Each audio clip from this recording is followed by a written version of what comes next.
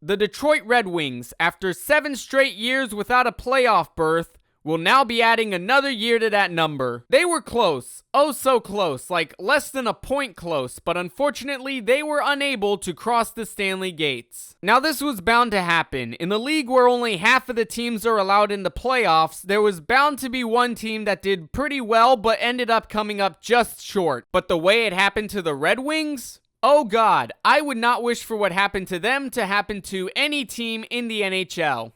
Okay, maybe a few. Let's set the stage. The Detroit Red Wings are facing the Montreal Canadiens in what will be their final game of the regular season. This here is the second wildcard slot, and it is the only playoff spot in the NHL that is still up for grabs. Currently, this slot is held by the Washington Capitals, but there are 3 teams in the NHL that are hoping to take that spot away from the Caps, and one of them is the Detroit Red Wings. In the standings, the Red Wings have the exact same amount of points as the Capitals at 89 points. However, the Capitals have a tiebreaker over the Red Wings, as even though Detroit has more wins than them, Washington has more regulation wins. So this game against Montreal is must win for Detroit, as if they don't win, they will be eliminated from the playoffs. Winning this game should be easy though, as the Red Wings had beaten this team literally the day before. Despite being down 4-1, the Red Wings used the power of the Octopussies that were thrown on the ice to pull off a come-from-behind overtime win to keep their playoff hopes alive. And now they hope to keep those same playoff dreams alive once more as they face the exact same team, but this time in Montreal instead of Detroit. However, the game doesn't start their way as Brendan Gallagher passes the puck to Alex Newhook, who shoots it past Reimer to get Montreal on the board first. Also, Logan Mailloux is on the ice, which, that's a big yikes. Okay, not how they wanted it to start, but look, it's just a 1-goal deficit. The Red Wings came back from a 3-goal deficit literally yesterday. They can easily tie this. See, what did I tell you? Moritz Seider here is shooting a rocket from all the way over here to tie the game 1-1 and end the first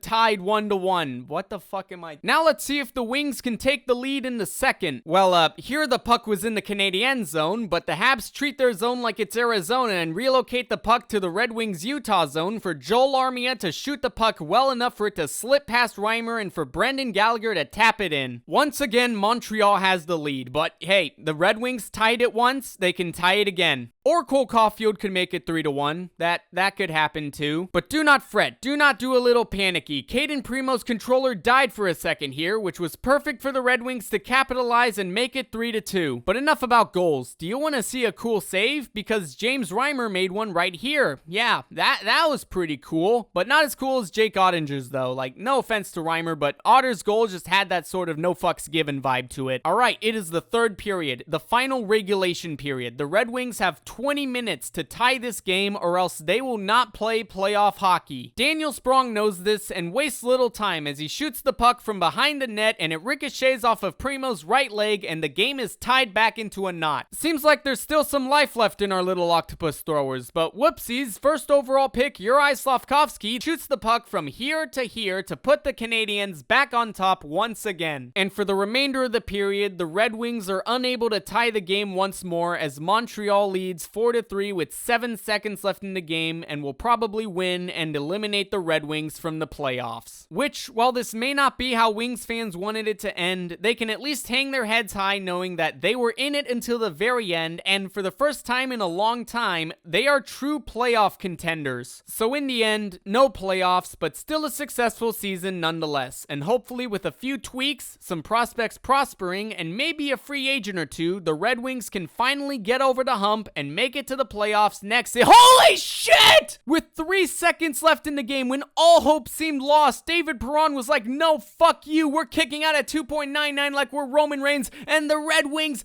tied it!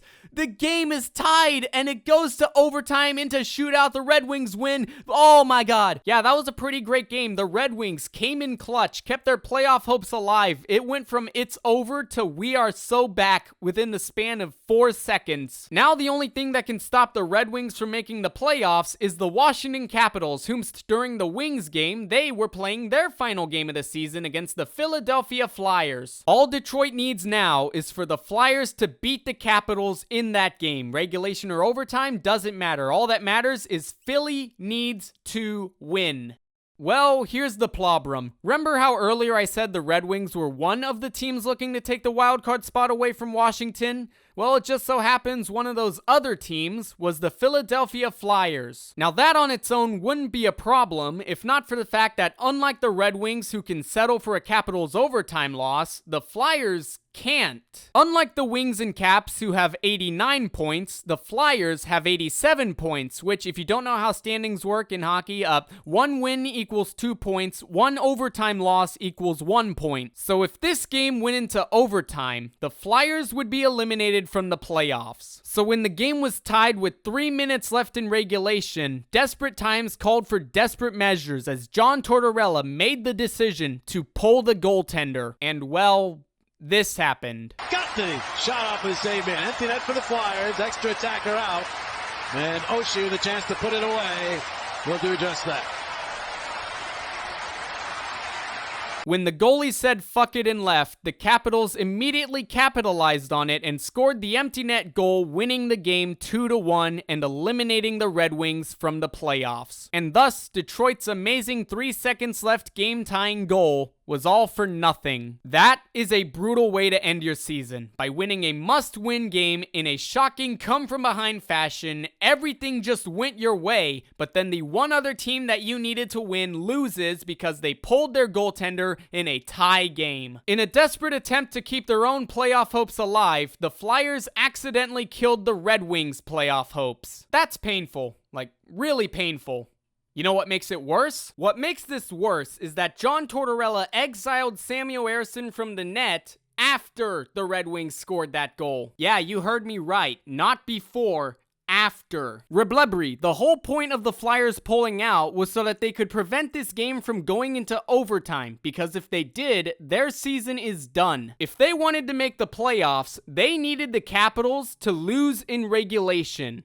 But they also needed the Red Wings to lose in regulation. That would mean the Red Wings scoring that 3-second regulation goal basically eliminated the Flyers already. And thus, Tort's desperate attempts to save the Flyers' dwindling playoff chances by pulling out was completely fucking pointless. Even if pulling the goaltender worked exactly as planned, the Flyers still wouldn't have made the playoffs because the Red Wings would be ahead of them in the standings. Of course, John Tortorella didn't do it intentionally as revenge for, eliminating them, but, Jesus Christ, that just makes it so much worse. It was like when Arthas had come back from Northrend with a really cool sword and then decided to kill his father. The Flyers were Arthas and the Red Wings were Tyrannus. Maybe that's not the most accurate comparison and I just wanted an excuse to mention Warcraft in this video, but the point is, Philly was going down with the ship, and they accidentally brought Detroit with them. Anyways, that's about it. It is now playoff time, and I am very excited, because it's the fucking playoffs, and, good luck to the Capitals, the team that did clinch, the wild card slot. Goodbye. Oh yeah, and also, Stanley Cup Finals prediction, Jets versus Panthers.